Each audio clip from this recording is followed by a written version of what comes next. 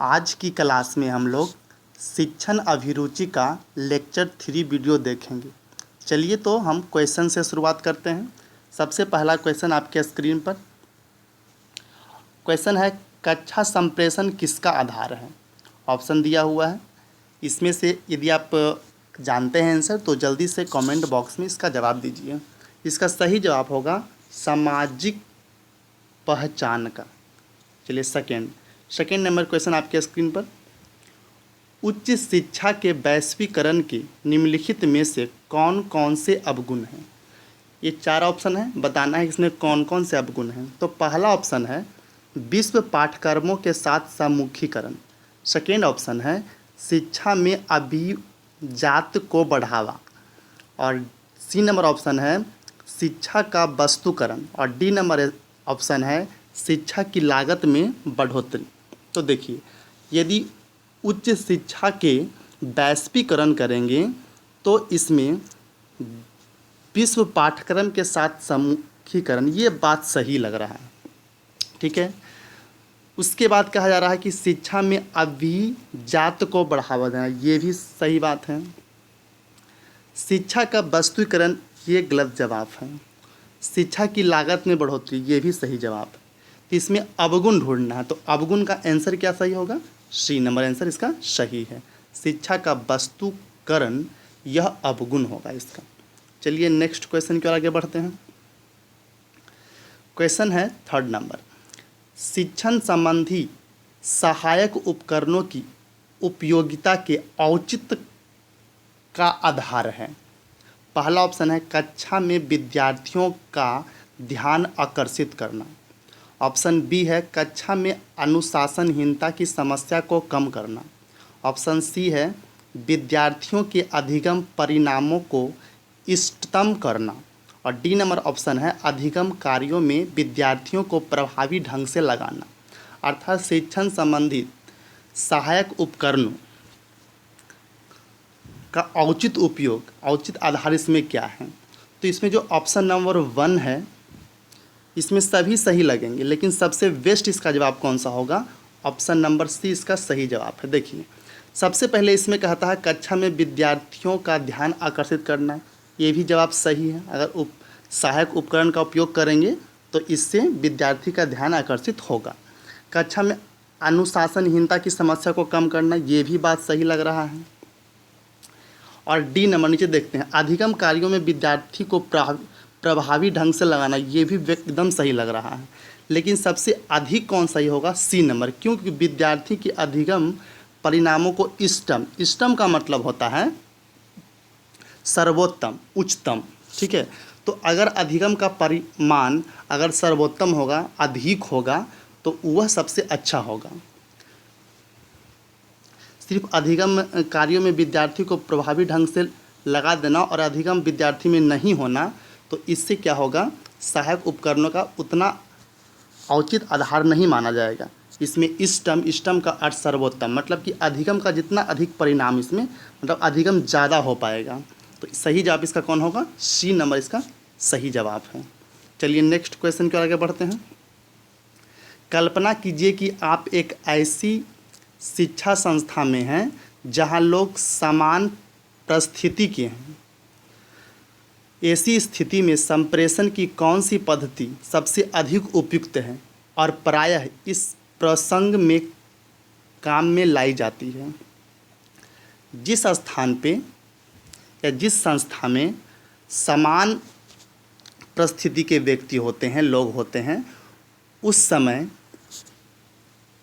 संप्रेषण का आधार होना चाहिए क्षैतिज संप्रेषण। चलिए नेक्स्ट क्वेश्चन नंबर 5, कक्षा में विद्यार्थियों को संबोधित करते समय अध्यापक द्वारा ध्यान में रखे जाने वाले महत्वपूर्ण तत्व को चिन्हित कीजिए। पहला ऑप्शन है साधिन से बचना। दूसरा ऑप्शन है वाक स्वराघात परिवर्तन। सी ऑप्शन है पुनरावर्ती विराम। और डी नंबर ऑप्शन है स्थिर भंगिमा। तो इसका सही जवाब होगा बी नंबर, मतलब वाक स्वराघात परिवर्तन। नेक्स्ट, एक अध्यापक के रूप में कक्षा में आपकी प्रभावी उपस्थिति सुनिश्चित करने के लिए सर्वोत्तम विकल्प का चयन कीजिए। चलिए, तो इसमें सबसे पहला ऑप्शन है सहयोगी समादेश का प्रयोग। सहयोगी समादेश का प्रयोग मतलब हुआ कि जो सहयोगी आपके हैं उनका आज्ञा का प्रयोग कर। दूसरा ऑप्शन है आक्रामक कथन करना। तीसरा ऑप्शन है सुस्थापित भंगिमा का अंगीकरण। और चौथा ऑप्शन है प्राधिकारवादी होना। ये 4 ऑप्शन दिया हुआ है। तो इसमें से क्वेश्चन है आपकी प्रभावी उपस्थिति। आप कक्षा में प्रवेश करते हैं, आपकी प्रभावी उपस्थिति सुनिश्चित करने के लिए सबसे बेस्ट ऑप्शन होगा सी नंबर, इसका सही जवाब है। भंगिमा का अर्थ होता है रीति, सुस्थापित रीति का अंगीकरण, इसमें सही जवाब होगा। इसमें सहयोगी का आज्ञा का प्रयोग करना ये गलत जवाब होगा। आक्रामक कथन करना ये भी गलत जवाब होगा। प्राधिकारवादी होना ये भी गलत होगा। तो सही जवाब क्या होगा? सी नंबर। चलिए नेक्स्ट, चलिए यहाँ कूट वाले प्रश्न हैं। तो कूट वाले प्रश्न को देखकर डरने की आवश्यकता नहीं है। कूट वाले प्रश्न अदर प्रश्न से और हल्के होते हैं।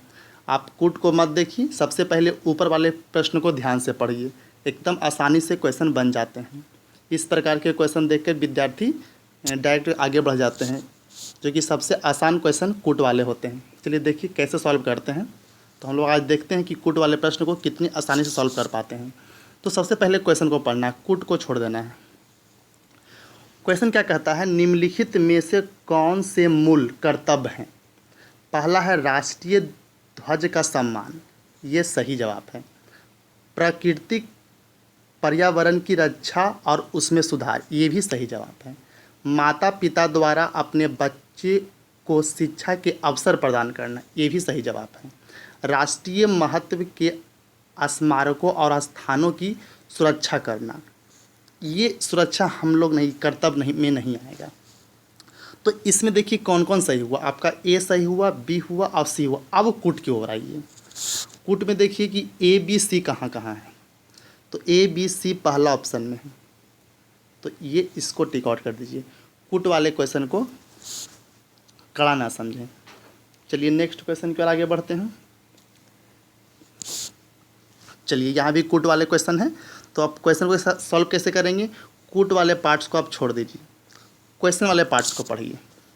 सतत एवं व्यापक मूल्यांकन की विशेषता क्या है, जो कि सीबीएसई बोर्ड करता है? तो देखिए सबसे पहला ऑप्शन इसमें है, यह अनेक परीक्षाओं के कारण छात्रों के कार्यभार में वृद्धि करता है। ये क्वेश्चन को ध्यान से देखिए, इसका आंसर गलत है। अगर एक साल के परीक्षा को डिवाइड करके एग्ज़ाम लिया जाए, परीक्षा लिया जाए, तो वह स्टूडेंट के भार में कमी लाता है। अगर पूरे सिलेबस को एक साल में एक बार एग्ज़ाम लिया जाए तो यह भार बढ़ जाएगा विद्यार्थी का, लेकिन इसको डिवाइड करके एग्ज़ाम लिया जाए तो भार कम जाएगा। लेकिन यहाँ कह रहा है कि यह अनेक परीक्षाओं के कारण छात्रों के कार्यभार में वृद्धि होती है, यह गलत जवाब है। बी नंबर, यह प्राप्त अंकों को ग्रेड से प्रतिस्थापित करता है, ये सही है। सतत और व्यापक मूल्यांकन का ये सही बात है। यह छात्र के प्रत्येक पहलू का मूल्यांकन करता है, ये भी सही बात है। क्योंकि अगर परीक्षा पूरे सिलेबस का एक साल में एक बार लिया जाए तो प्रत्येक टॉपिक से क्वेश्चन देना संभव नहीं है।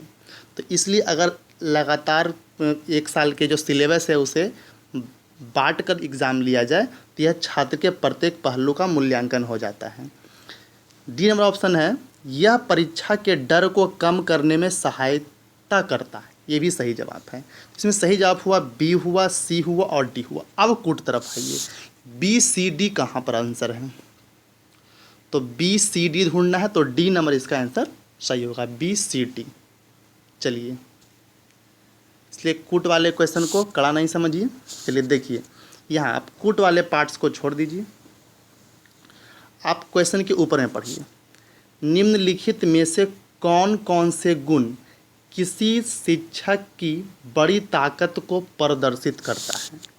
पहला ऑप्शन है संस्थागत प्रबंधन में पूर्वकालिक सक्रिय संलिप्तता, मतलब कि अगर किसी संस्था में प्रवेश करता है उससे पहले उसकी प्रबंधन के बारे में सजगता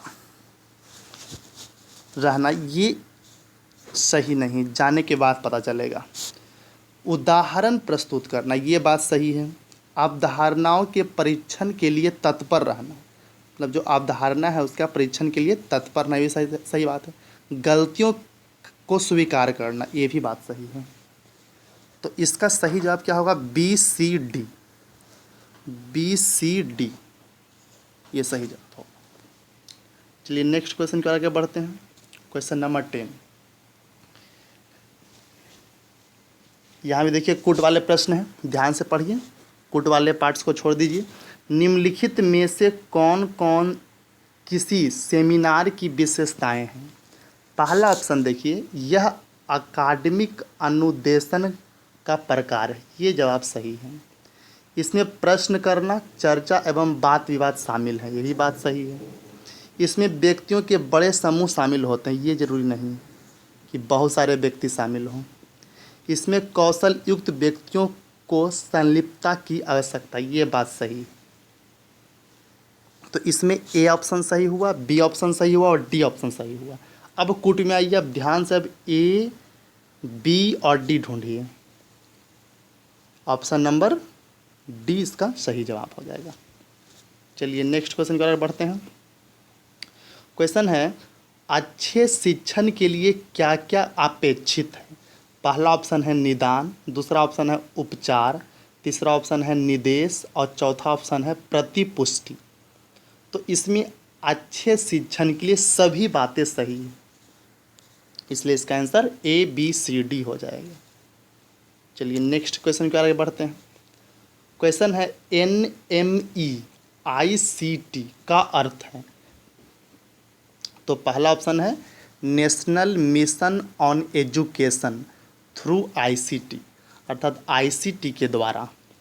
national mission on e governance through ICT, national mission on e commerce through ICT। D number option है national mission on e learning through ICT। तो इसका NMEICT का मेन अर्थ है national mission on education through ITC। चलिए यहाँ भी देखिए कुट वाले प्रश्न हैं, तो आप इधर कुट वाले प्रश्न को छोड़ दीजिए, ऊपर में देखिए क्वेश्चन क्या कहता है। शिक्षण सहायक सामग्री के बारे में निम्नलिखित में से कौन से कथन सही हैं? तो पहला ऑप्शन है ये संकल्पना धारण को लंबे समय तक बनाए रखने में मदद करती है, ये बात सही लग रहा है। वे विद्यार्थियों को अच्छी तरह से सीखने में मदद करती है, ये भी बात सही है। वे शिक्षण और अधिगम प्रक्रिया को रोचक बनाती, ये भी बात सही है। वे रटकर सीखने की प्रक्रिया को बढ़ावा देती है, ये गलत बात है। अब कुट वाले प्रश्न एकदम आसान हो गए, इसमें सही जवाब होगा ए बी सी। तो ए बी सी कहाँ है? ऑप्शन नंबर डी इसका सही जवाब होगा। नेक्स्ट क्वेश्चन नंबर 14, निम्नलिखित में से कौन सा तत्व शिक्षण को प्रभावित नहीं करता है? प्रभावित नहीं करता है। पहला है शिक्षक का ज्ञान, यह प्रभावित करेगा। अगर शिक्षक का ज्ञान अच्छा है तो अच्छे से विद्यार्थी को पढ़ाएगा, अगर नहीं अच्छा है तो अच्छे से विद्यार्थी को नहीं पढ़ाएगा। तो प्रभावित करेगा शिक्षक का ज्ञान, ये सही बात है। इसमें प्रभावित नहीं करता हुआ ढूंढना है। कक्षा की ऐसी गतिविधियां जो सीखने को प्रोत्साहित करती है, ये भी प्रभावित कर देगा। शिक्षकों और विद्यार्थियों की सामाजिक आर्थिक पृष्ठभूमि, ये शिक्षण को प्रभावित नहीं करेगा, इसलिए इसका सही आंसर सी होगा। नेक्स्ट, एक अच्छा शिक्षक वह है जो, ऑप्शन नंबर ए है उपयोगी सूचनाएं देता है, ये भी बात सही लग रहा है। संकल्पनाओं और सिद्धांतों को स्पष्ट करता है, ये भी सही बात है। विद्यार्थियों को मुद्रित नोट्स देता है, ये भी सही बात है। डी नंबर, छात्रों को सीखने के लिए अभिप्रेरित करता है, इसमें से सबसे अच्छी बात कौन सी है? एक अच्छा शिक्षक वह है जो, ये तो सही है कि उपयोगी सुना देता है, ये भी सही बात, लेकिन सबसे बेस्ट जो इसका आंसर होगा वह होगा छात्रों को सीखने के लिए अभिप्रेरित करता है। चलिए नेक्स्ट क्वेश्चन देखते हैं। निम्नलिखित में से किस आधार पर, ये जीन पियाजे लिखा हुआ है, ज्या पियाजे नहीं जीन पियाजे, जीन पियाजे ने मानव विकास का संज्ञात्मक सिद्धांत दिया। ऑप्शन नंबर ए है मौलिक अनुसंधान, प्रायोगिक अनुसंधान, क्रियात्मक अनुसंधान, मूल्यांकन अनुसंधान। तो इसका सही जवाब होगा मौलिक अनुसंधान। अगर यह आपका लेक्चर अच्छा लगा हो तो वीडियो को अधिक से अधिक शेयर करें और वीडियो को लाइक भी करें। धन्यवाद।